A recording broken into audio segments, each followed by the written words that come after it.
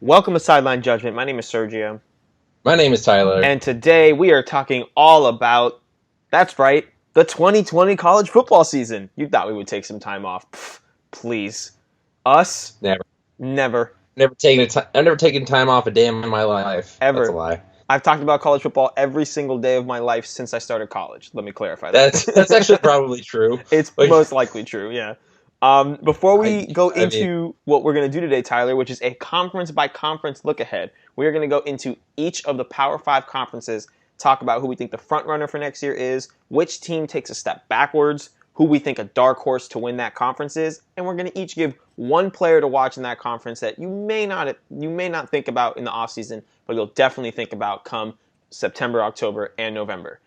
We're also going to mention the group of 5 as a whole, because on this podcast, all college football is college football. Am I right, Tyler? You are right. In the words of Quavo, we do not discriminate. But before we do any you are right. You are not left. I am not at all. Before we do any of that, let's go ahead and talk about quick hits. And Tyler, we have to talk about the circus that went down in Boulder, Colorado. That's Mel Tucker leaving Colorado to take the Michigan State job after Mark D'Antonio, sideline judgment finesse Hall of Famer.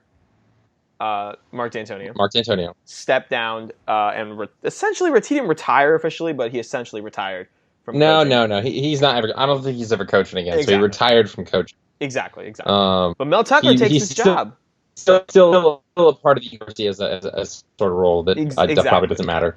Yeah. Mel Tucker. But takes your new Michigan State head coach, Sergio. Yeah, Mel Tucker. He leaves Colorado and heads to Michigan State a mere 14 hours after saying, "I'm not leaving." He went. Hey, you know what this reminds me of? What? A rule in life: never tweet. Just never tweet. Just put your phone down. He tweeted, and it's so interesting because I've never seen a coach do this. He tweeted that I am flattered at the interest of the Michigan State head coaching job. Like he explicitly said which job was contacting him, and then said, "But I like what we're building here in Boulder, Colorado." Mm-hmm. Let me just 14 hours later, Tyler. Let me just say this is not unprecedented in the circles Mel Tucker moves in. Tyler, wow. Can you tell me which coaching tree Mel Tucker's a part of? He's a part of the Kirby Smart, Nick Saban. The who? Nick Saban coaching tree by way of Kirby Smart. And now is Nick Saban one to say he's not interested in a specific job and then turn around within 3 or 4 days and take that job? I'm checking. Yes. I'm going to go ahead and just full disclosure here. I don't know if you're aware, listeners, but I'm a big Dolphin fan. Shocker. What? No. Pretends to be shocked. Get out of here. I know, right? Born and raised in South Florida. Name one Dolphins player. Olindo Mare, the franchise leader in points. I can't fact check you on that. Fact check me. He's a kicker. He's the franchise leader in points. Anyway, you named a kicker. I named the franchise leader in points. Let's be specific.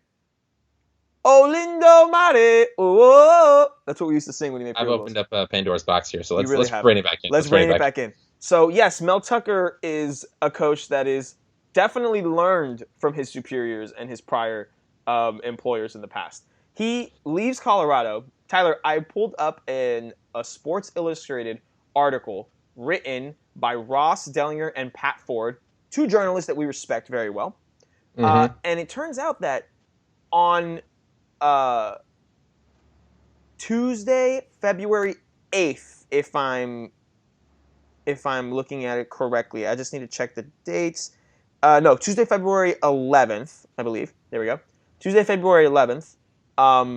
He was at a donor event in Denver talking to 20, 25, 30 odd donors for the program saying, yeah, I'm here and we're all in, blah, blah, blah. And that's where it said 14 hours later, he ends up taking the job. Now, here's where I got the information for his contract. We know that Michigan State more than doubled what he was already making, which was $2.7 million annually. They more than doubled that.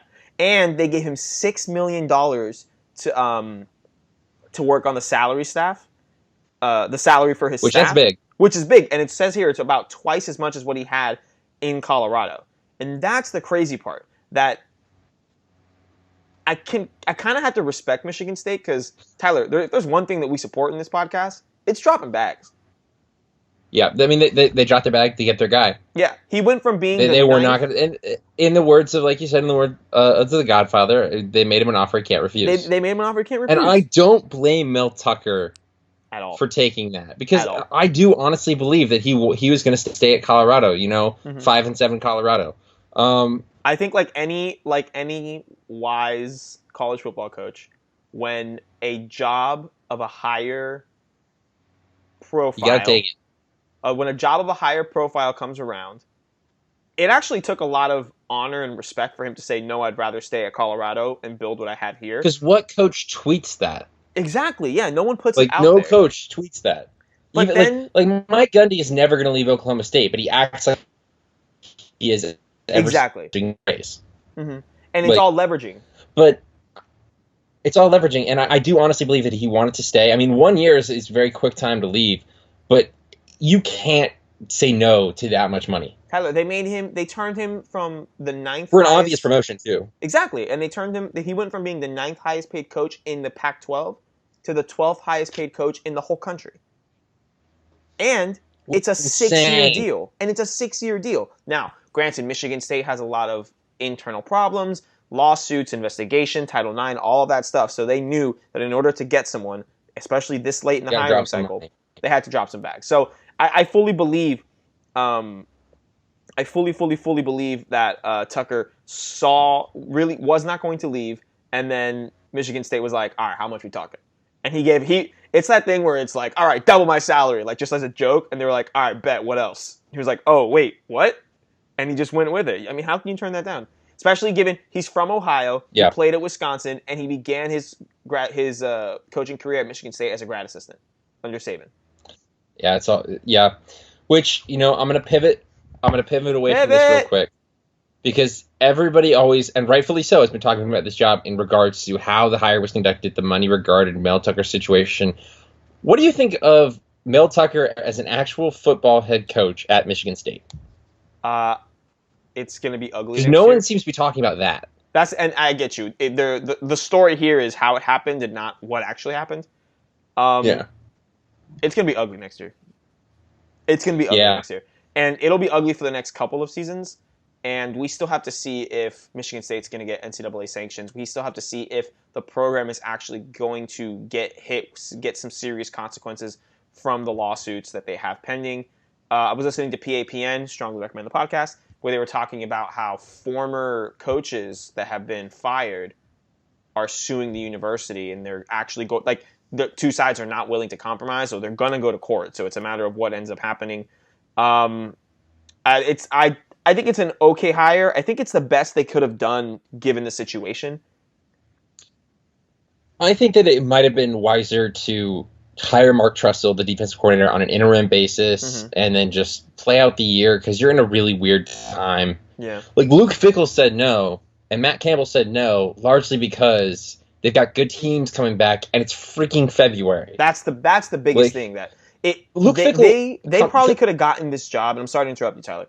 They could have gotten this job filled in with a higher profile name, gone after a really good group of 5 coach, gone after Fickell and stuff like that.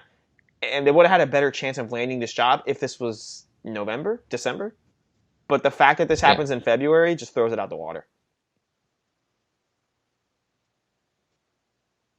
It's just, I mean, I really think that like Fickell is there for you if you wait to hire until next season. Agreed. You could argue that maybe he would be he would go to take a different job than Michigan State. Mm-hmm. But Fickell open to leave. I think Matt Campbell's going to be open to leave. Right. But this is the best they can do for what they have, with the window that they put themselves in. I think that Mel Tucker would be good in the sense of it's going to be continue to focus on defense. Mm-hmm. They will recruit better. Mm-hmm.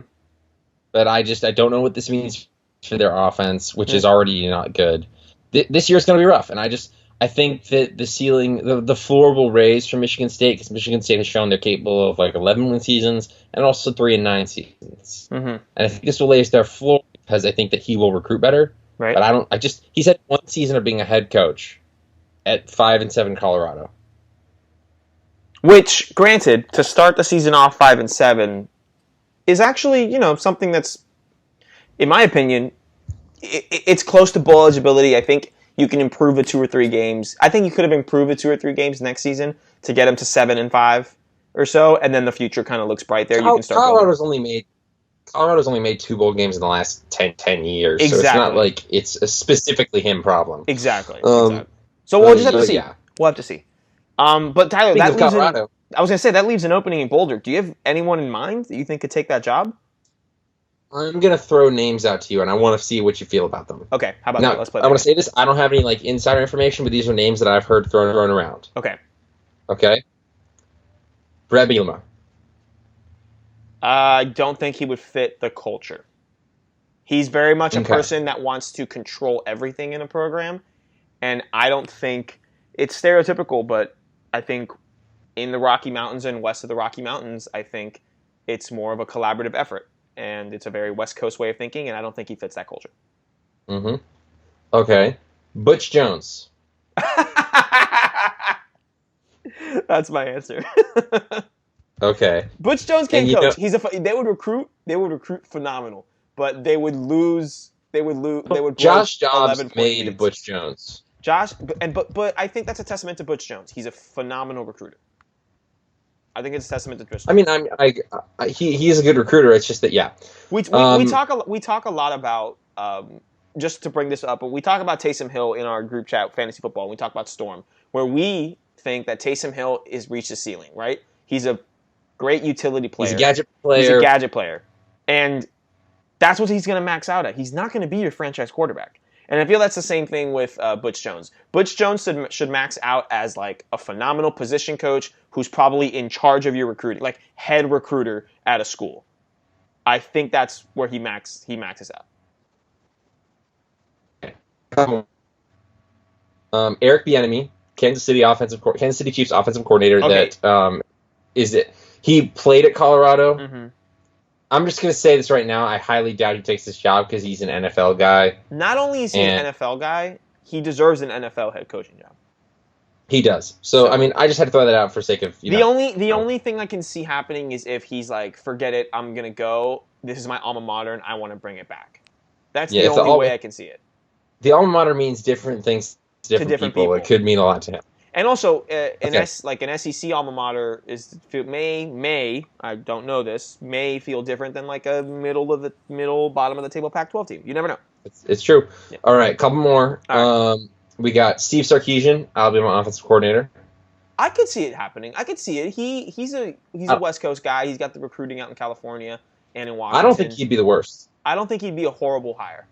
And I think he fits better at a mid. At a Power 5 school that their ceiling is contending for their division. Does that make sense? Yeah. Yeah. And I get that. We'll cut it down to these. I think these last two. Mm-hmm. We've got Troy Calhoun, the Air Force coach. That's right down the road. They had a pretty good season last year. It's not a bad hire. They beat Colorado last year. Yeah, that's not a bad move. I'd have to know. I'd have to see his recruiting background. Is he going to win the triple? That's the thing. It's going to be hard to convince. And you resign yourself, Colorado. Like the triple option is a thing of beauty, but when you run it, you resign yourself of a ceiling. Not only that, you resign yourself to a ceiling. Yeah, not only that, but you effectively throw away a season and a half, especially now that the players he's got are the players he's got. Both signing days are over. So this year would be like rough because he would not be able to implement his system. So, but maybe not the worst hire in the world. I also have to see how a school wants to adapt to, I don't want to say gimmicky, but an unorthodox offensive style like that. That's why I think of all the ones that you listed so far, and I know you got one more, Sarkisian to me sounds the nicest one. I agree. This is the last one, and you know what? This is the one that I think actually has a really high chance of getting it, and you're gonna hate it. Who? Jim McElwain. Do I say it? He coached at Colorado State. Do I say it? Give it to me. It's pretty neat. It's pretty neat. But that's the amount of energy in my voice with that hire. It's pretty neat, I guess. That's more of what I say there is more of like not that I would love as a fan. We obviously have a detailed experience with this, but We have as Florida history. fans, not that I'd be inspired as a fan. I'm that still Jim jaded, Ackles is Tyler. coming to my school. Yeah, I'm still jaded. But it's not the worst thing in the world. I agree. I think that he can turn the program over from that perspective. I think he does better in the Pac-12, but Well, we'll see. He's from Eastern Washington. That's where he got his start. That's where he played, and that's where he was former born. head coach of Colorado State University. So he has entrails in that area. There could be worse hires, in my opinion. There's worse hires. So, all right. Yeah. So that's it on Colorado, Michigan State. Shout out to Michigan to Mel Tucker for securing the bag. The way he did it is debatable, but shouts to him. Tyler, I want to jump before we get to our last quick hits thing. I just want to mention Charlie Strong has enrolled in the Saban Rehabilitation Center. He is now an analyst, a defensive analyst for the Alabama Crimson Tide. It'll be very interesting to see him over the next few years stay at Alabama, maybe get the defensive coordinator position when people leave and stuff, and then see where his career kind of goes. This is interesting because there were rumors that he was going to join Florida as a defensive analyst. Yeah. So this was news to me today. Those were rumors, and I think 6 of one, half dozen of the other. He's a defensive analyst, not even a position coach. So Right. I know people want to see Charlie Strong back, and I certainly would have loved that, but it doesn't really necessarily. I don't think that Florida's not going to the SEC championship now. Mm-hmm. If I thought that they were previously, just as Charlie Strong is in Alabama. Right, yeah. But, I mean, you could argue that this is what he should have done before instead of taking the USF job. No, I think if you have a job available at that point, you take it. But I think hindsight's 20/20 in that sense. Like, yeah, we're going to say that now because he bombed at USF. But I think... that first season was really good, though. Yeah, I think USF was a decent... he rode Quentin Flowers, like we said before. Yeah. I think USF job was a decent job after Texas, and I think it was good. All right. Yeah. And the last thing before we go into our conference-by-conference look ahead, Tyler, the NCAA has a rule on the docket at their upcoming meetings, and it is a proposal to take away the one... let me rephrase that. To allow players a one-time transfer where you do not have to sit out a full academic year. Now, and this is universally applied. Universally applied. All NCAA students, all NCAA student athletes, every sport. This is an NCAA complete rule. Surprisingly, this rule is now being supported by the Big Ten and the ACC, 2 of the Power 5 football conferences. This is very interesting, especially given the Mel Tucker thing we just talked about. So, Tyler, my question to you is twofold. Number one, how do you personally feel about this not sitting out for a full academic year the first time that you transfer? Because we know players have transferred multiple times. And number two, how do you think the other 3 of the Power 5 conferences, the Pac-12, the Big 12, and the SEC, are going to react now that the Big 10 and the ACC are supporting this openly?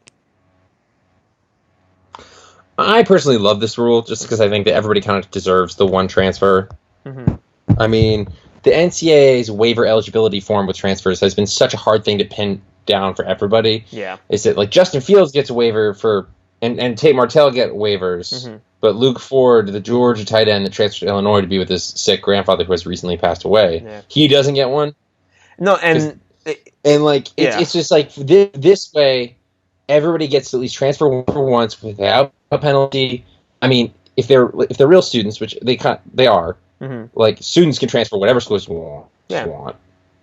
So I mean, I have no problem with it at all. There's very few, if any, athletes transfer more than once. Yeah, it is very rare. Right.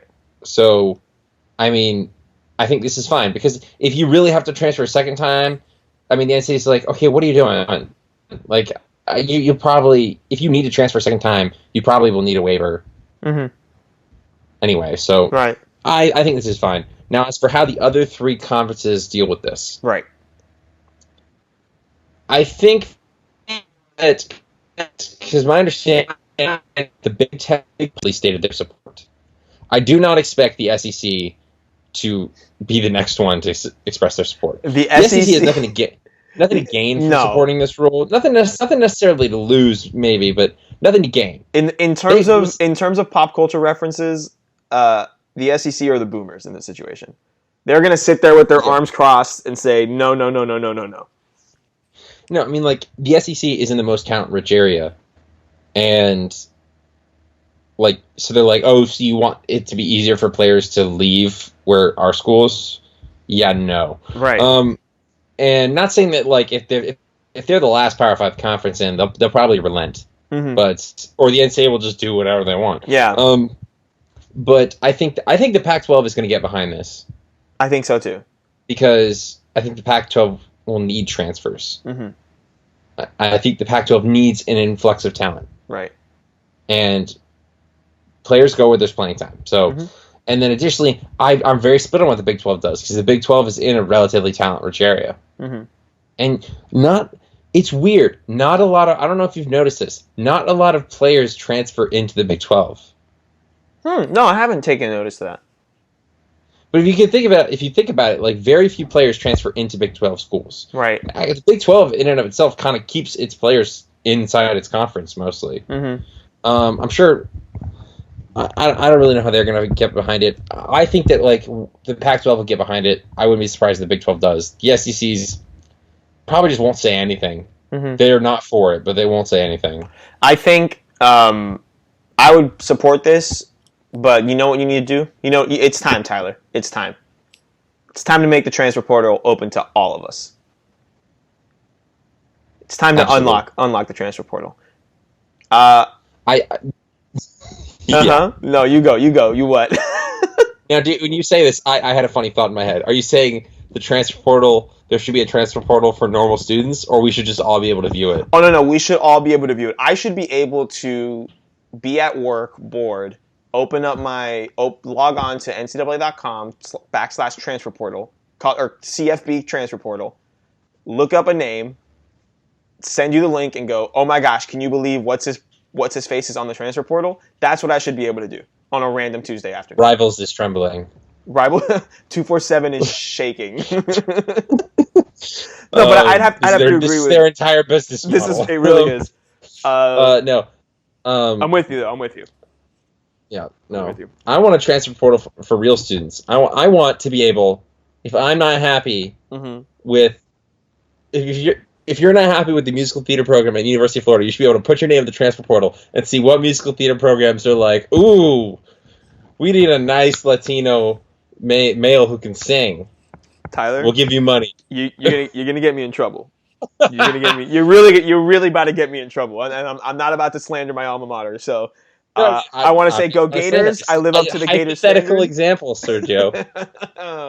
What are they going to do? They already gave you the diploma.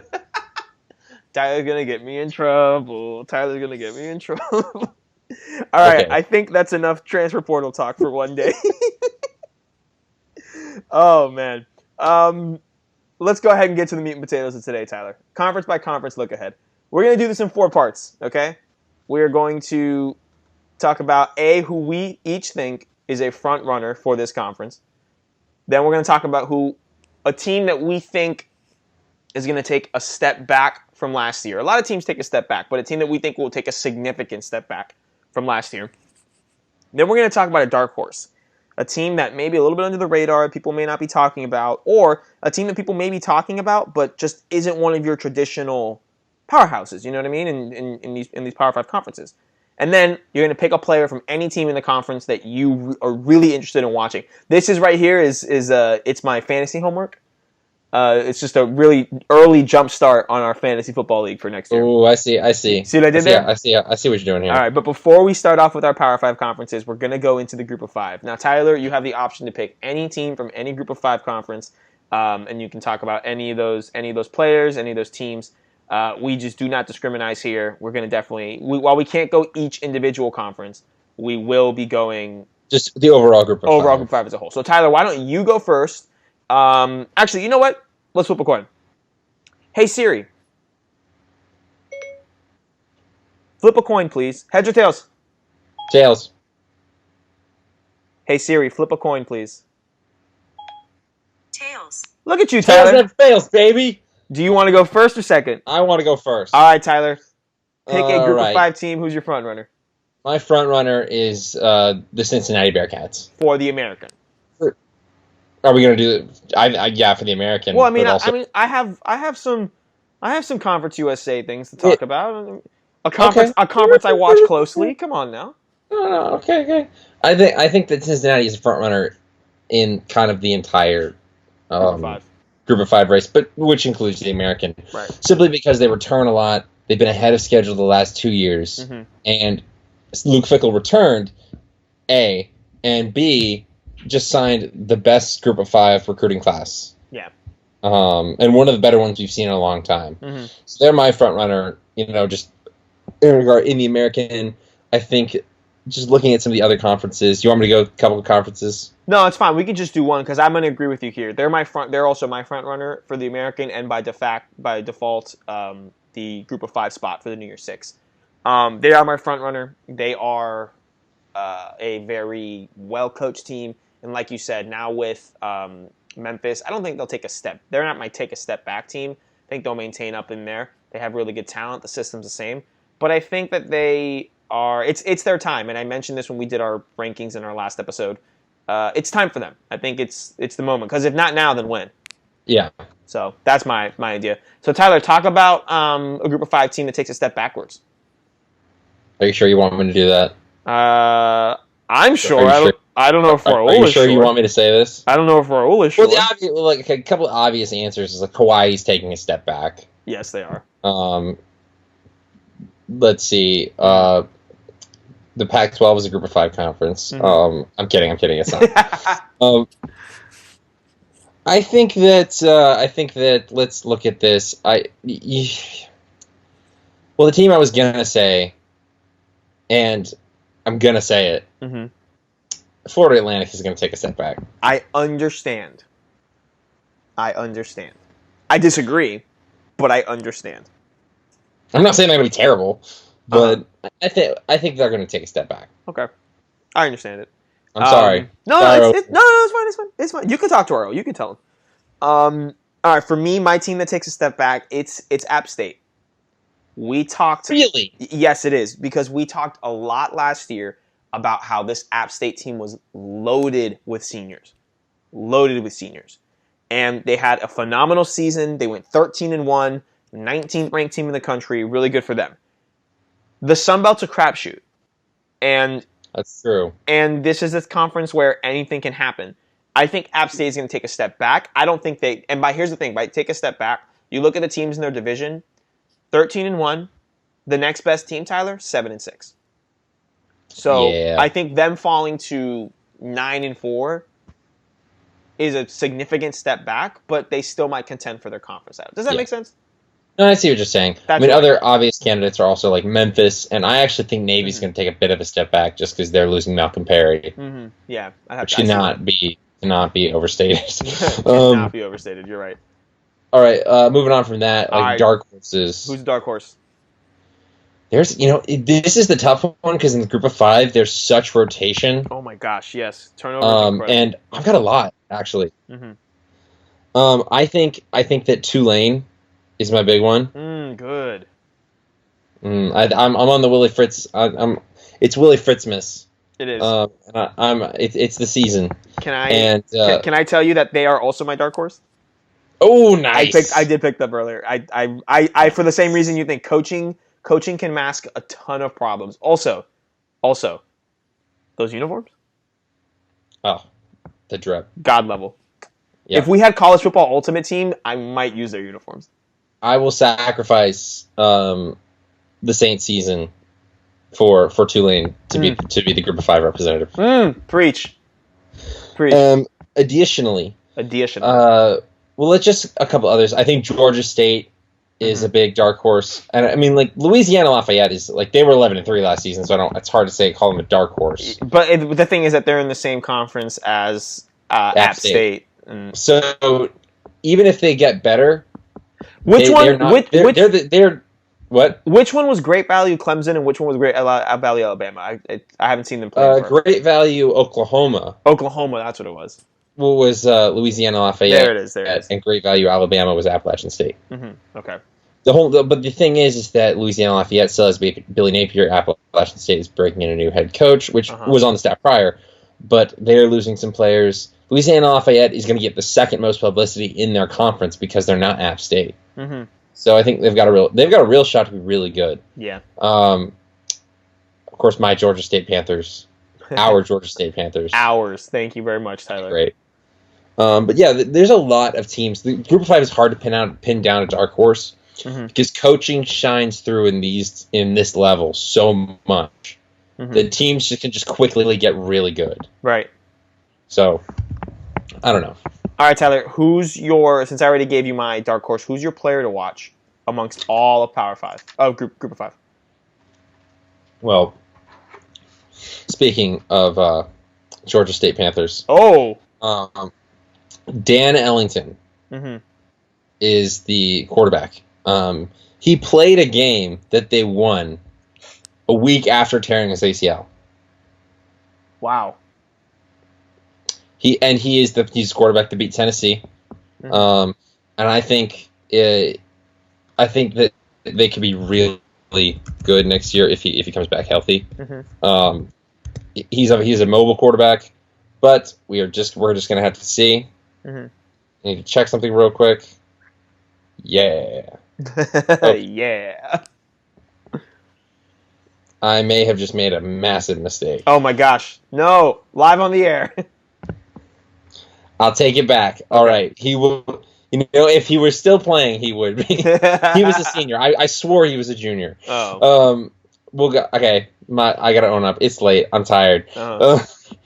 But additionally, in the same conference, Levi Lewis, the Louisiana Lafayette quarterback, is also really good. So nice. I mean, it's hard to not say quarterback. It is, and I'm gonna fall victim to that trap as well. My player to watch. I'm gonna do it. Dylan Gabriel. No, I'm not saying Dylan Gabriel. No, I'm not saying Dylan Gabriel. Although I'm very excited to watch Dylan Gabriel. I also wanted to pick the Memphis quarterback. What's his name? Brady White. Brady White. I really wanted to pick Brady White. I'll never finish school White. Brady. He's like 30 years old. It's crazy.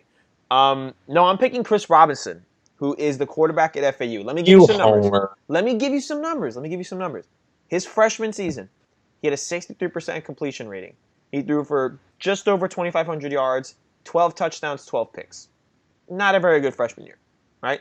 This was the year that FAU didn't make a bowl game. It was the year after the magical Lane Kiffin year. Wasn't there. Last season, sophomore season, a full year of college football under his belt. His completion rate percentage dropped to 62% by a percentage point, but he attempted over 170 more passes than the season before. Threw for 3,700 yards, 28 touchdowns to 6 picks. Not to mention the fact that on the ground, he was a consistent scrambler just to get some good yards and stuff over there. Stuff that won't pop up on the stat sheet. Just, those little small important runs. He's poised to have a breakout year. Now, it's going to be a new system. It's going to be a new coach in Willie Taggart. Still hurts to say it. But I think that he's going to be that stability in that locker room. Now, I don't think that they're going to take a step back as much as you think. But granted, after they went 11-3, so it's going to be a step backwards. Just maybe not as much as we think. He was 7th in the country in total yards thrown. I think he's going to have a really good season, and he's going to impress a bunch of people, I believe. This is the former 5-star Oklahoma quarterback recruit that got kicked off in his first semester, before he even played a game or took a practice and stuff. So I think he'll have a breakout year this coming season. So for me, player to watch, Chris Robinson, quarterback for FAU. All right. Dope. Tyler, let's move on to the ACC. Let's move on to the All Clemson Conference. Tyler, who is your front runner? Drum roll, please. The Georgia Tech. Just Clemson. No, it's Clemson. It's Clemson. We don't even have to go there. I'm not talking about it. I don't want to talk about it. Moving on. Tyler, we both got Clemson easily. Tyler, who takes a step back in the ACC? The Virginia Cavaliers take a step back. Is this because they won their division? So they won the Coastal, so therefore it is tradition for them to take a step back? Yes, but there's also a legit reason behind it. It's part of the coastal cycle that they will take a step back. But sometimes these coastal teams take a step back for absolutely no discernible reason, like when Miami took a step back. It's like you have all the same players. I don't know why you're not good this year and you were good last year. That was just the ACC Coastal suck saying no. You're not special, Miami. Like you also have to suck. Yeah, no, but Virginia loses Bryce Perkins, who was the whole offense. Yeah. The whole offense and a bit more. Yes, and so they had to find a way to replace him. Mm-hmm. Rocco Mendenhall has done a really good job there, but I think they have to take a step back just of how much Bryce Perkins meant. Right. I agree with you. Bryce Perkins was essentially that entire offense. For me, the team that takes a step back is the Wake Forest Demon Deacons. Now, this is a team that finished 8-5. We were on the bandwagon. You were driving it. I was just on it. You damn right I was. And then they had and now I have to hate Jamie Newman. They had a late season surge, and I think with the departure of Jamie Newman, I think it's going to be very difficult to sustain that, especially with the team that I am pegging to be my dark horse in the same division. Yeah, that's all I'll say. But I'll explain it in a second. Tyler, that is my team taking a step back. Who is your dark horse for the ACC? This horse is coming in real dark. It's a black stallion, I would even say. Oh my gosh. Is it in a Spirit movie? Absolutely. Okay, you got that joke. Thank God. No, I know what you're saying. It's the Georgia Tech Yellow Jackets. Yeah, baby. Talk to me. Talk to them. It is a brand of this podcast, the Waffle House. Mm-hmm. Jeff Collins. Yep. We are bought into Georgia Tech. Tyler, we've hoarded so much Georgia Tech stock over the past 2 years that the SEC. I'm gonna cash it all in. Not the conference, like the Security and Exchange Commissions that regulate stocks. They have called us and said you really need to let go of some stock, and we're not doing it. No, never. Not until the moment is right. Why, Tyler? This is going to sound so pathetic, but they were the best 3-9 team I've ever seen. And I really mean that without joking. Because they looked competent. They just don't have the talent yet. Mm-hmm. And they're playing so many young players. And I'm not going to say that Georgia Tech's going to win their division, but I think people are not expecting them to be good, and I think that they're going to make a bowl next year. I agree, and I cannot wait for it to happen. All right, are you ready for mine? My dark horse, this is not a dark horse to win their division nor to win the conference. But my dark horse is the Louisville Cardinals because I feel like we need to continue to pay attention to what is going on in Louisville. We have said this before and we'll say it again. They are one Lamar Jackson type player away from being back to where they were in the early part of the 2010s. It's just everything is there. The coaching is there. The culture is back. They are building a program that is built the right way. Very much. They've got a window. Mm-hmm. They've got a window where they can muscle into the second place spot at least. I feel like Florida State is down. Syracuse is back to being not that great after that one good season. Wake Forest is Wake Forest. They can muscle in. Now listen, this may be a lot to say. I am getting big Dabo Swinney years 2 and 3 vibe right now, where you can see something is building. There is something there, and in 5-6 years, they are going to be a problem. I hope so. So I hope it's Scott Satterfield around that long. Yeah, and I think Satterfield's the right coach, and hopefully he stays there for that long because this is a job where you can make it into that. Like when Dabo Swinney was named the interim head coach and then was given the full title at Clemson over about a decade ago, no one saw it as what they were now. Louisville can become that. It's hard to remember this, but Clemson was not what they are now. Tyler, do you remember Clemsoning? That was the thing. Yes, where teams would choke at the end of games. We called it Clemsoning because who did it all the time? Clemson. Yeah. So right. I think that's a good pick. It's hard for me to say they're a dark horse when they really don't have a shot of winning their own division. Agreed. I see what you're saying. Yeah. I mean, do you really expect Georgia Tech to make a jump from 3-9 to division champs? Yes. Pass me the Kool-Aid because I want to sip. This is that Waffle House Kool-Aid Oh, only yeah. sold in Atlanta. Oh my gosh, we got to make a pilgrimage. It's purple drink. Purple drink. All right, Tyler, who is your player to watch in this ACC? So I mean, I could try and be like cute about it, but I mean I'm not gonna pick Trevor Lawrence. I'm just gonna say that right now. Okay. Because we all know I will be watching him, but We will all be watching him. we'll all be watching him. But my player to watch, I mean, for the brand, it's Sam Howell. I'm glad that we are united in this pick. There's a lot of other interesting players. I almost wanted to pick Javian Hawkins at Louisville, but it's Sam Howell.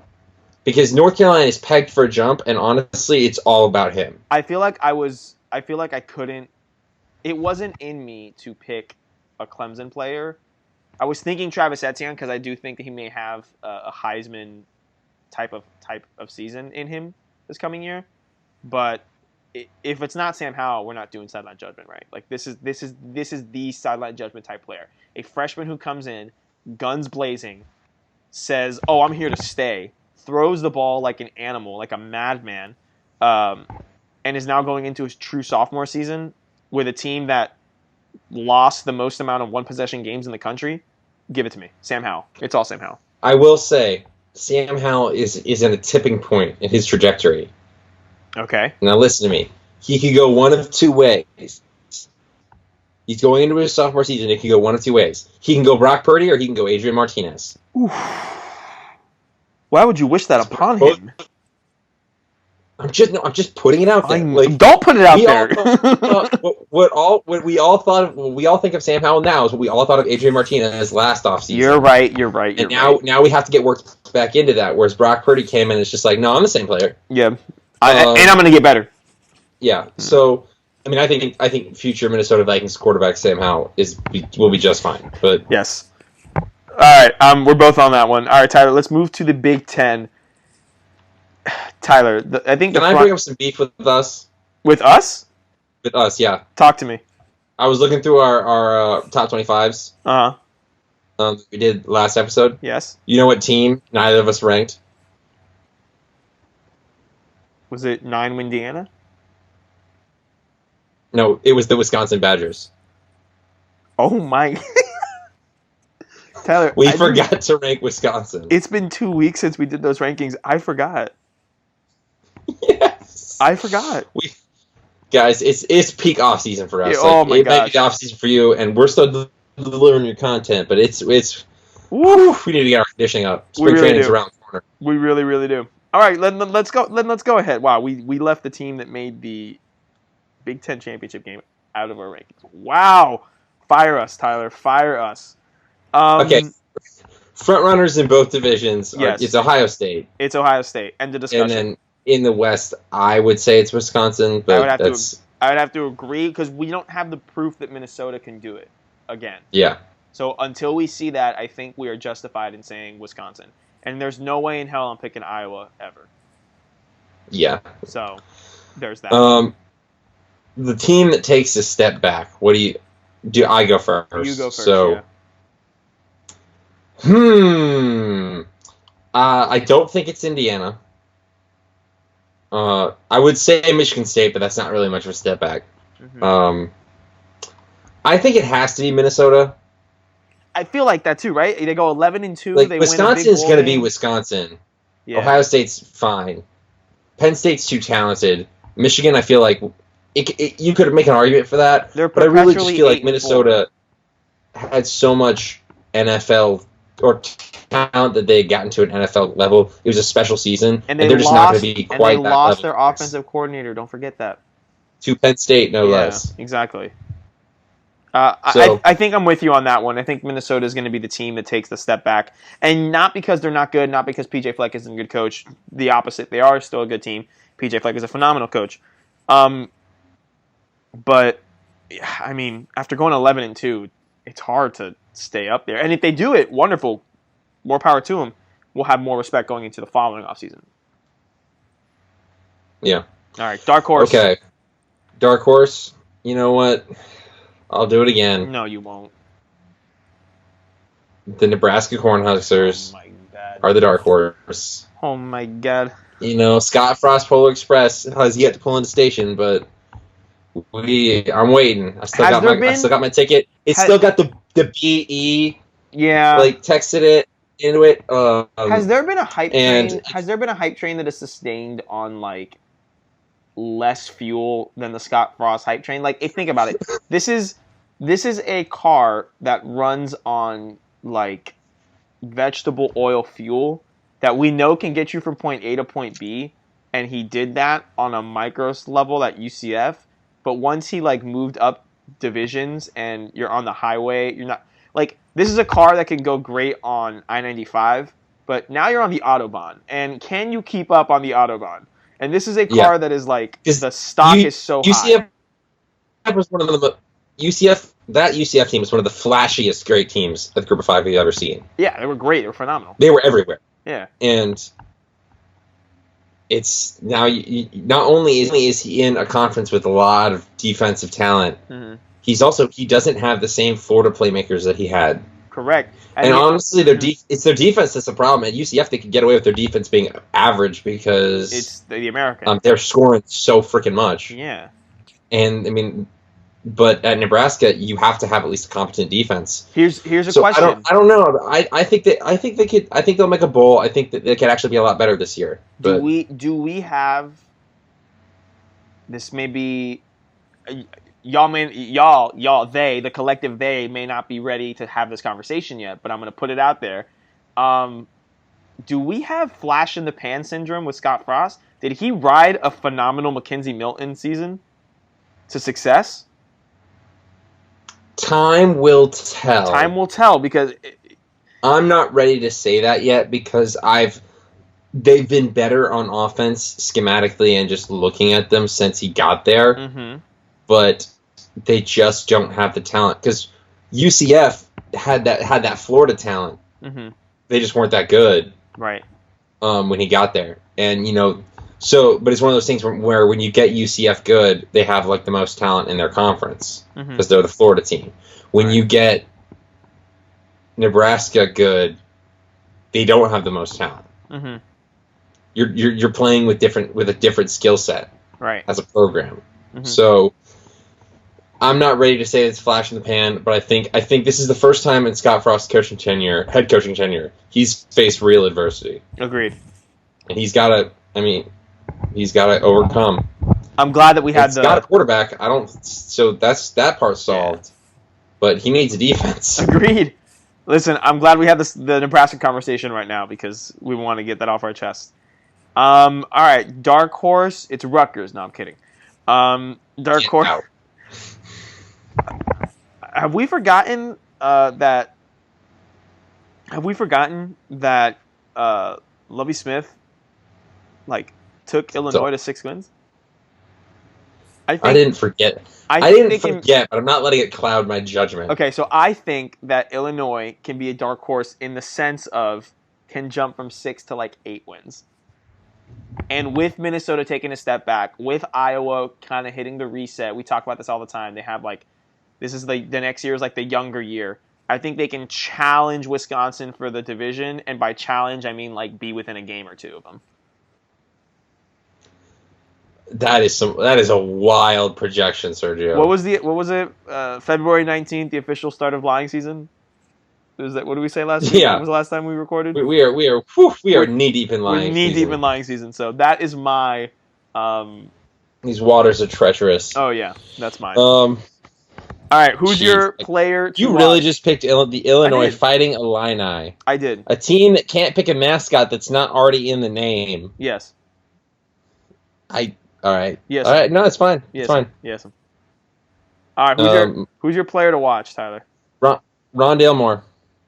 Rondale Moore. Forget Rondale Moore. He was hurt last year. He had a horrible season last year because he was barely on the field. But we forget Rondale Moore. Oh my gosh. 4-star wide receiver. So talented. Almost single-handedly beat Ohio State. Pretty much, man. Oh my god. He Michael Crabtreed him. He really did. Look at you. He's gonna be back with a vengeance. I'm excited to watch Purdue again. Nice. That is a great assessment. My player to watch is Micah Parsons, the linebacker for Penn State. This man had 52 solo tackles last year, 5 sacks, 4 forced fumbles. This is a player that I will be watching closely, strictly because I'm going to need the Dolphins to trade up for this man. This man is an animal. See, Jaguars are going to draft Isaiah Simmons and so fix you're all good. of their So you're good. You get problems. Isaiah Simmons, I'll get Micah Parsons. It's all good. It works out for both of us. Okay. That's all my right, player to watch. Moving on. Let's head out to Okie and Aggieland. To the Texas. Let's head out to the Big 12, Tyler. Who is your front runner in the Big 12 that has 10 teams? That is the Oklahoma Sooners, considering I think they're going to be really good this year. Awesome, wonderful. Which that's the obvious question. Let's talk about for front runner, unless this falls into your dark horse category. Who do you think that second team is? This falls into my dark horse category. Okay, then I'll talk about my dark horse category. So we're going out of order here for a bit. No, I mean, my front runner. Y'all know that I love Iowa State, and I picked them earlier last weekend. But but Tyler, that's not a dark horse for you. That's just a horse. I'm gonna get to my dark horse. Sorry. Calm the hell down. Sorry. I'm excited. But yeah, no, my front runner for the second plus spot is Iowa State. My dark horse, which is hard because they finished third, but the Kansas State Wildcats. That's me. Because we're all talking about how Oklahoma State returns everything, and Baylor was really good last year, and Texas is Texas, and I love Iowa State. I'm not going back into the TCU trap. I'm not going there, but I'll fall for another purple team, and the Kansas State Wildcats, who were really freaking good last year, and I think will be really good again. So that is Kansas State is my dark horse team as well. Okay. I same thing with you. I think that the system that they're implementing there is great. Now, is this a situation of perpetual 8-5, or is the ceiling a bit higher? And we're going to see over the course of this year and the season after that, how does this team respond? Is recruiting doing well? All that stuff, especially because they are not the flashiest school in the state of Kansas, but they are quietly doing the most work. And so they don't have a documentary around them, but they're doing really well. They also beat Oklahoma last year. They were the only team in the conference to beat Oklahoma. So it's also a big deal there. They are my dark horse. My front runner is going to be Oklahoma for sure, in my opinion. And I think we're going to have the same team that takes a step back. I'm going to assume it's Baylor. Yeah, I would agree. It's just going to be hard to be that good. It kind of has to be Baylor. Yeah. You know what's going to be fun this year in the Big 12? The 4-team race basically for second best team, and it's going to be Texas, Oklahoma State, Kansas State, Iowa State, in no particular order. Those are going to be the 4 teams, because Chuba Hubbard is coming back, people forget.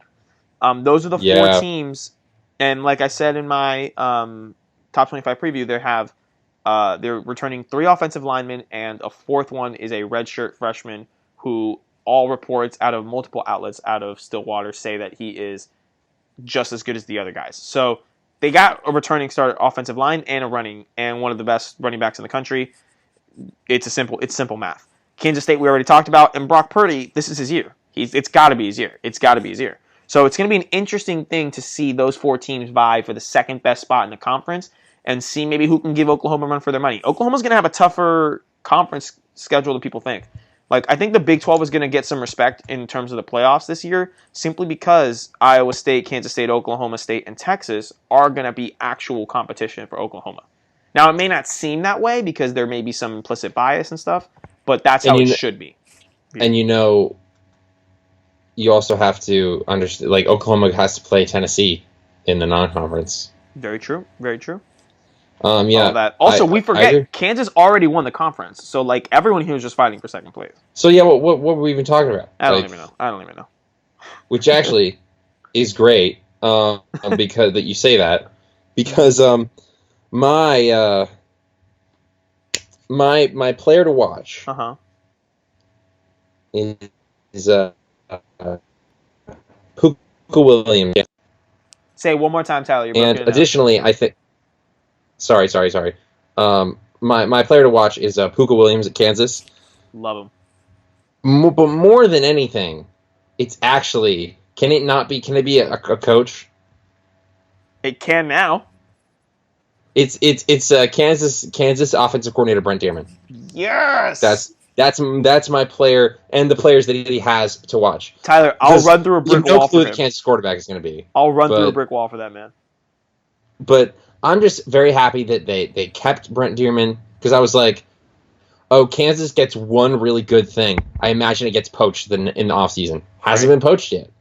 Which is good. Although I will say Brent Dearman for Colorado. Les Miles for the Colorado head coach. Listen, I'll only approve of that if we get another season of Miles to go. Like, we get a whole nother first season. Transfer the rights to Colorado. No. Oh, man. No, but I'm very excited to see what that offense looks like, especially considering that they do have to replace the quarterback. Mm-hmm. But with that offensive coordinator and with those players, that is going to be very exciting to me. I'm actually excited to watch every team in the Big 12, not just 9 of them. Yeah, because I'd always have been like, oh, I don't want to watch Kansas. They suck. But now they don't suck in a non-watchable kind of way. Right. It's going to be exciting now. Yeah. Although it was exciting for me last year, but that's because you're a little bit late to the bandwagon, my friend. It's okay. I saved you a spot. I got you. I saved you a spot. My player to watch is Spencer Ratcliffe. He's the redshirt freshman quarterback for Oklahoma. It's just going to be, they haven't added a transfer quarterback, so we know that they're going to go with him. He's the guy, and it's just going to be interesting to see because everything that Lincoln Riley has done has been on the backs of highly touted, already proven transfer quarterbacks. So it'll be interesting to see. I think he'll do well. All reports are saying that he's doing really well. So, yeah, that's my player to watch.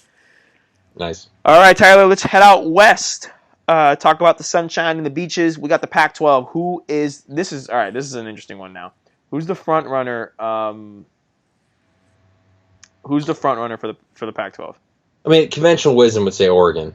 Conventional wisdom would say Oregon. Y'all know that I picked Cal early on. Yes. So is that your front runner? This is not official, but I mean, for me personally, but I don't expect anyone to join me in that corner. So it's okay. This is your moment. But I'm not going to pick. This is your moment. No, the Cal Golden Bears are the front runner. Have you ever seen a duck outrun a bear? Absolutely not. Ducks don't pull trucks, and ducks don't outrun golden bears. All right, Quincy Wilson. Anyway, I think Cal is going to be really dangerous. I'm not putting him in my dark horse category simply for that reason. But respect. Conventional wisdom would say Oregon is the favorite not only to win the North but also the conference. Correct. Because is that your pick as well? It is my pick. I did put them in the top 4 preseason. Which leads me into the team taking a step back, which the big one is obviously Utah, in my opinion. They're losing their starting running back, starting quarterback, a lot of their defense. I think they'll still be good because Kyle Whittingham is a good coach with a good culture. But it's going to be hard for them to replicate the 11-1 kind of success they had last year. I additionally, that's really the only. It's funny. That's the only team I see taking like a massive step backwards. See, for me, yes, it's obvious Utah's going to take a step back because you don't just win 11 games and sustain that unless you're one of the Giants. But for me, it's going to be, and it's going to be ironic. For me, it's Washington. I think, and I know they went 8-5, but we said it all the time. They're the best 8-5 team in the country. They shouldn't have lost that many games. They probably should have won 9, maybe 10 games. But to me, this is very much a team that is now without a starting quarterback after we thought Jacob Eason was going to stay. There's a change in coach, and same thing with Memphis where they made the hire from the inside, and it was a smart thing to do. And they do have the best Pac-12 recruiting class. I just think it's going to be a letdown because I think the expectations are a little bit too high in Seattle right now. Yeah, no, I understand That's how I feel. Yeah. That's how I feel. So, all right, who's your dark horse, Tyler? Well, that's tricky because, like, I don't want to say Arizona State because we both are very high on Arizona State, and the public is very high on Arizona State because they got a dude in Jaden Daniels. Yeah, they got a guy. my dark horses is really any combination of the three schools of Oregon State, Washington State, and Stanford. Really, Stanford? Because I don't think Stanford. I don't think Stanford's going to start being a 4-8 team again. I think that they're gonna bounce back a little bit. Okay. But then again, Stanford bouncing back to conventional Stanford wisdom in the modern years is like 8-9 wins. Mm-hmm. Now I'm not sure if I'm into that quite. But Oregon State showed a lot of improvement this last season. Yeah, so Oregon State's mine for the record. So just keep going. But I also want to. I don't think that they're gonna be drop off at Washington State because Nick Rolovich runs the run and shoot very similar to the air raid. He's already got a good stable of like quarterbacks. I don't know any of their names, but they're probably all awesome. Like they're Mike Leach quarterbacks. Agreed. And Trevor Sikkema, Tampa Bay Trade, talks about this a lot, where he says that there is a certain mindset that air raid quarterbacks have that is really nice, at least from an NFL draft perspective. And I think this will feed into Nick Rolovich finding success early at Washington State. Mm-hmm. Players that are very similar, where it's just like when you come from a system that passes all the time, right? You don't like if you ever have to put the game on your shoulders to win. It's not like, oh, okay, now is an important moment where I have to throw. You're just like, oh, okay, so we're just going to go throw. Yeah, if you do it, it's repetition. So, and I think that going from Hawaii, where that's what Nick Rolovich had, to most schools, he would have to teach his guys the gunslinger mentality. Mm-hmm. I don't think he's going to have to teach them at Washington State because I feel like those players come with the same mentality. Mm-hmm. So I think Washington State is going to probably be around the same level, maybe even better. Good. Long-winded, but State. Understood. I think what's being built at Oregon State is very special. Oregon is no pun intended, but Oregon is a state where the Ducks are the footprint. You know, the Ducks are the footprint, and all of their stuff, everything goes through Eugene. I think in what's the new Oregon State coach's name? I always forget his name. Jonathan Smith. Jonathan Smith. I think what Jonathan Smith has been building over there over the course of the last year is really, really, really well. Jake Luton, yes, he was a senior, but he kind of set the tone over there. I think they got Jason Christ, I believe is his pronounced. Is relative of Jesus Christ, I assume. Yeah, sure. My mom's gonna hate that you said that. We are all relatives of Jesus Christ. We're all children of God. We are all right. But we're all siblings. Okay. She could chill. All right. That's my mom, bro. Chill. I did Sunday school as well. I know what's up. I know. Hopefully, I'm not sure if Isaiah Hodgins has declared, but if not, that's a 1,000-yard receiver that's coming back. And that is a big deal. And they got some good running backs, too. And they got good running backs. 13 touchdowns, over 1,000 yards. It's a mentality change. And it's something that we haven't seen in a while. I don't think it's something that I have seen since I started following college football intently and since like 2013 or so. And it's just going to be nice to be able to see this team compete for the Pac-12 North. And if Oregon is how you believe they are, then they will for sure be competing, and they will for sure be a race in the Pac-12 North. The weakest of the Power 5 conferences, Pac-12 is, and that opens the door for this kind of chaos, this kind of fun stuff to happen. So that's why I like Oregon State as my dark horse. Tyler, if you had to pick one player to watch in this entire conference, who would it be? Jake Bentley at Utah, just for the memories. Oh my gosh! Wow. Didn't expect that, did you? No, I didn't, dude. Are you serious? Wow. Okay. A take. For me, it's Jaden Daniels. I mean, obviously Jaden Daniels. But that's the thing, though. Like, I have to do it, dude. Like, come on, bro. Yeah. It's so. I want to see Jake Bentley at Utah because I truly want to know how much of that was Muschamp. Listen, Jaden Daniels is the West Coast Sam Howell. Prove me wrong. I like it. Prove me wrong. Both under really old former, old head coaches. Old school head coaches. That could recruit well, and we all thought weren't going to be very good. Oh my god. They led us fresh. They had big time moments. Yeah, and they were really well. Jaden Daniels is para la cultura. Jaden Daniels para la cultura, and Jaden Daniels took down Oregon. So, good thing to watch. The dream killer. Dream killer. Tyler, let's head back home. Let's bring it back south. Talk about the SEC. Ooh, yes, baby. All right. This is where we may differ. Tyler, who's the front runner in the SEC? Oh, okay, for the whole conference? It's the Florida Gators. For the whole conference? I'm gonna say it, yeah. Tyler. What? Tyler. Okay, all right, look. Alabama's the front runner in the West, and Florida is the front runner in the East, in my opinion. Thank you very much. That's all I wanted to hear. And I think that Florida has the best quarterback, and that has majority of the time meant that if you have the best quarterback, you will win the SEC. Agreed. Huh. Good. Well done, the last couple of years. Thank you for justifying it. Now, Kyle Trask might not end up being the best quarterback, but right now he is. Yes, agreed. The best returning quarterback, yes. Yeah. That's how I feel. Florida and the East. Let's do East and West because we know too much about this conference. Florida in the East, Alabama in the West. There's 2 playoff contenders in the East, and there's technically 4 in the West, and all right. It's good to break it up into. It is good. I might be a homer, but yeah, Florida's the front runner in the East to me. All right, me too. I mean, too. Tyler, who takes a step back? And let's do East and West. And I think these are fairly obvious in this point. Yeah, I mean, LSU's going to take a step back just because, like, back. It's almost impossible not to. Exactly. I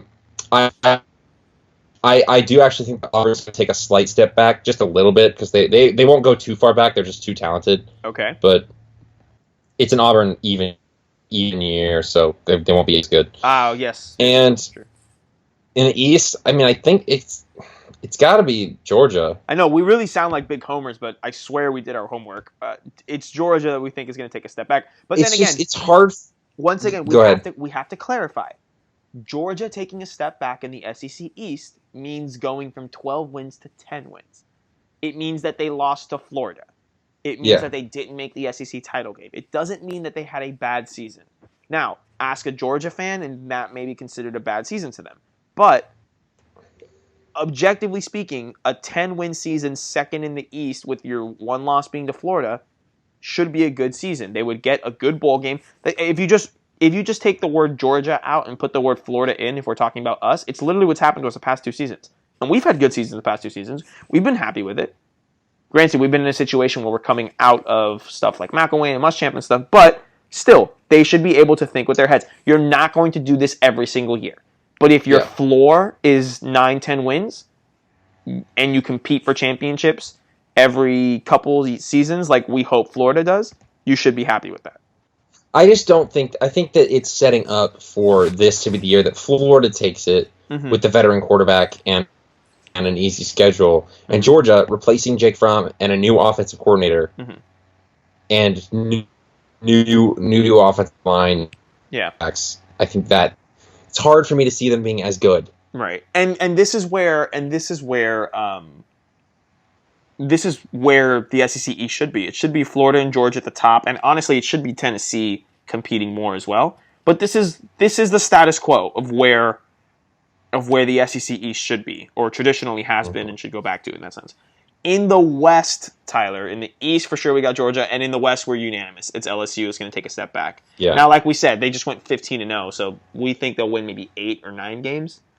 Still be a good team, still talented. Coach O can coach, so we'll see how that goes. Tyler, dark horse in the East, dark horse in the West. Who do you got? Dark horse in the East. Kentucky. Yeah, we got the same ones. Kentucky. Now, great coach. Great culture. The biggest question is Joey Gatewood going to get a waiver?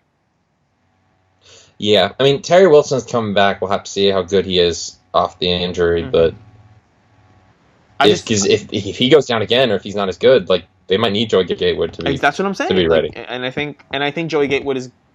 From what I saw him play at Auburn, the very little I saw him play, and from what friend of the pod Michael Phillips talks about him, because he's seen him up close in person, I think he fits Kentucky really well. Future University of Miami head coach Mark Stoops is going to have a good time with this.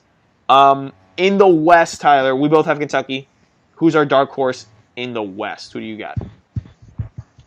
Well, I think it kind of has to be Texas A&M because their schedule sets up nice I read it it off. sets up nice. I read it off in the last episode. So it kind of has to be. I think Ole Miss will surprise some people. I think they're going to be good. Lane, are you hopping on the Lane train? I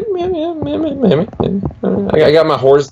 I got me in. It's like an old western. I got the horses and I'm riding kind of along. I'm not sure if I'm going to jump on or not yet. See, I'm more different. I'm more of like an airplane thing, and I have a standby ticket, so I have to see if I can get on. I'm kind of hesitant. Maybe I get a standby seat. Maybe I bail and I don't do it. There's no consequences. We'll see how it goes. Yeah, I think Ole Miss will be a lot better under Lane Kiffin. At least a lot more fun to watch. Right. But I think Texas A&M has to be the dark horse. Yeah, I think so as well. I don't think it's Mississippi State. No, I don't think Mississippi State made a good hire, but it's not going to churn out early results. Yeah, it's not Arkansas. It's not Mississippi State. Maybe Ole Miss, like you said. Definitely for me, A&M. The schedule's too easy. And then Auburn, Bama, and LSU. They can't be dark horses. They're perennials. Yeah, they can't be dark horses. Tyler, one football player in this entire conference to watch throughout the season. Brother, that is hard. Oh, I know. This is our conference. This is a conference. You know what? I'm gonna say it. Who? I want to see Felipe Franks at Arkansas. Tyler, look at you hitting the emotional spot. Oh, I'm so proud. I want to see it. I want to see what he's like. I want to see how much he's improved. Like, we want to see our boy do well. Yeah. Additionally, I want to see John Rice. I want to see John Rice Plumlee at Ole Miss because he's just so fun to watch. Him in a Lane Kiffin system is going to be fun. It's going to be fun. For me, it's Bo Nix. I need to know if Bo Nix can take the second-year step. Yeah. This is going to be fun. We got 3 freshman quarterbacks. Sam Howell at UNC, Jaden Daniels at ASU, and Bo Nix at Auburn. Let's see if which of these 3 is going to... This is a potentially good quarterback class if they develop and come out well. Hopefully. It's going to be fun. It's going to be good. Yeah. Tyler, that has been our conference-by-conference look-ahead. A lot of details in there, a lot of stuff that we've already said, but we just kind of gave a little more emphasis on. A lot of new things in there to see. And if anyone wants to kind of let us know how we did, or maybe wants to, be like Michigan State and drop an enormously large bag, where would they be able to drop off that bag, Tyler? Now, correct me if I'm wrong, but it is the email sidelinejudgment@gmail.com. Sources say. Sources can confirm. Second source has confirmed. Yeah. Sidelinejudgment@gmail.com. SIDELINEJUDGEMENT @swirlysign@gmail.com. Yeah, baby. Yeah. So just drop it there. You know how we are. We don't discriminate against bag size. Ever. Mel Tucker certainly does not. No, he does not.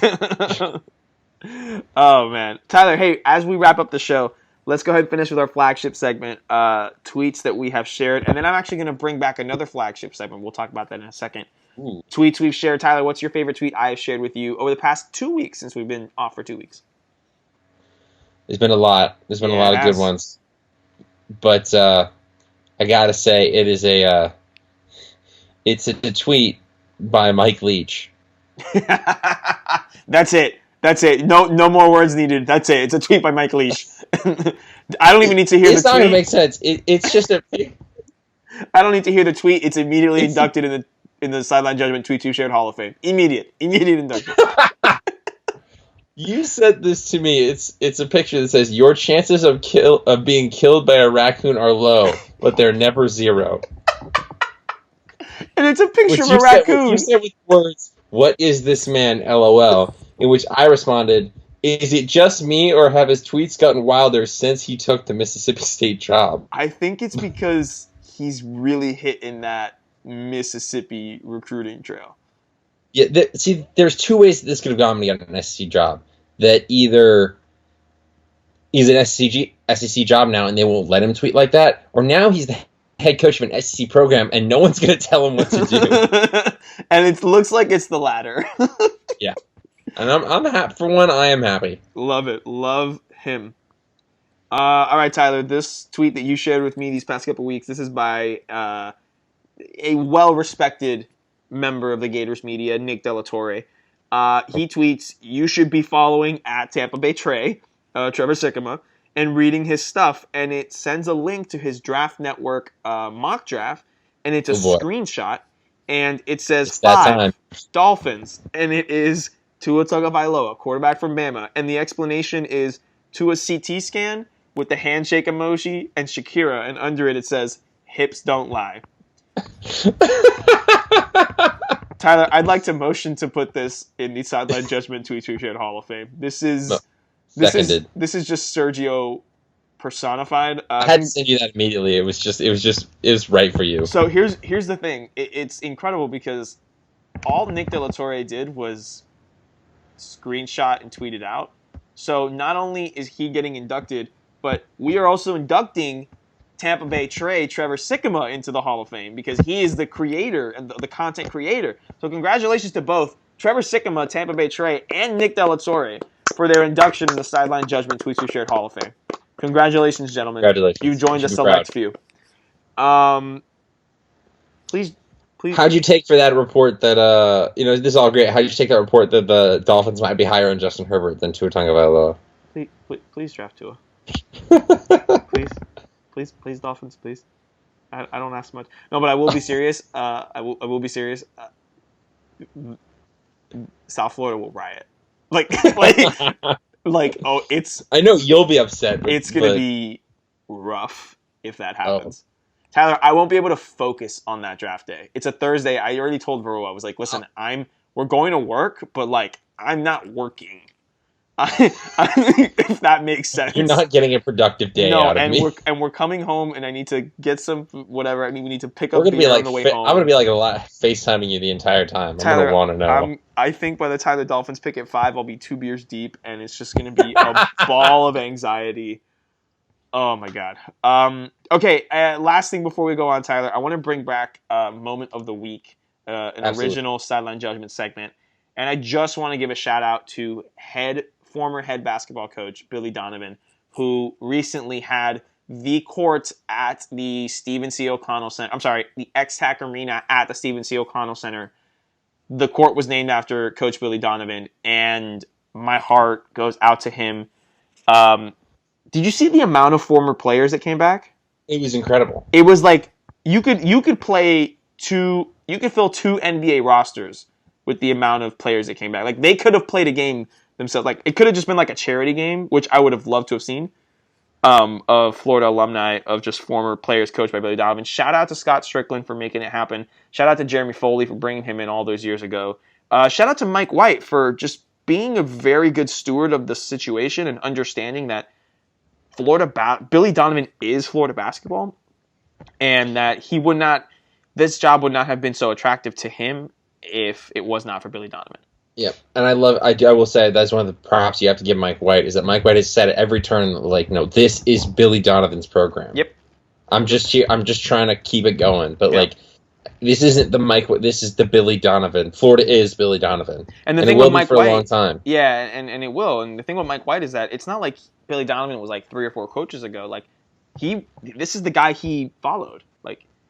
That I remember that first year, those first couple years, it was very much like, oh my God, what do we do? Because Billy's gone. This was the guy that, okay, let's see how this guy does. Following up Billy Donovan. So it was just very nice to see. And I want to close with. In his speech at halftime or pregame or whatever, when they donned the court in his name, he said, I want to thank Gainesville and this community for embracing my family and making this feel making this home for us. Whenever you look down at that court, I want you to see your name as well because you are just as much a part of this as we are. I love you. God bless and go Gators. And that's what he said. And thank you, Billy. We appreciate it from the bottom of my heart. I have my Billy Donovan bobblehead literally right in front of me. It's on my thing. When I get my job at ESPN in my office, I'm going to have my Billy Donovan bobblehead just so I don't forget my roots. The GOAT. The GOAT. The absolute GOAT. We love him. Thank you, Billy, for all you did for Florida basketball. And fantastic. Florida basketball. Fantastic. All right, Tyler. So, you know what else is fantastic? What's fantastic? The NFL Combine starts next week. The NFL Combine starts next week. Tyler, we are going to be looking at some Combine stuff, talking about Combine things. and just kind of putting together these big boards, looking at what the draft analysts have to say, and just kind of giving our own opinions on it. Yeah, Birdman hand rub all the way. That's what Tyler's doing right now. We are going to be back talking about the NFL draft, not just our teams, the Jags and the Dolphins, but teams all around, and just taking a look at our favorite college players and seeing where they can kind of end up and all of that stuff. So the draft coverage is ramping up starting next week. We will be doing draft all the way through the draft till about the end of April. And after that, we will see what we go ahead and do. But draft coverage coming up starting next week. Tyler, is there anything else you want to say before we wrap up this wonderful episode of Sideline Judgment?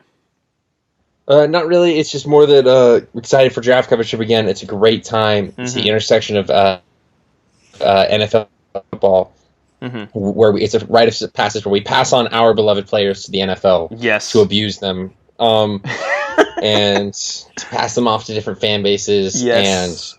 And I'm excited. We're going to be looping in some other friends of the pod this season. We've had Poor Bucks fan Tyler Renfro on before, and we will have again with some of our Eagles fans friends, some Saints fans friends, hopefully some Dallas Cowboys fans friends. Yeah. We got a lot of people that we can get some to talk about. We want to cover it from a lot of different angles, but we're excited. Yes. Here at Sideline Judgment. We got a lot of different team opinions to go through. It's gonna be a fun time. It's gonna be a really, really, really fun time. With all of that being said, Tyler, this has been yet another episode of Sideline Judgment. My name is Sergio. My name is Tyler. And we are not biased, but go Gators. Please draft Tua Dolphins.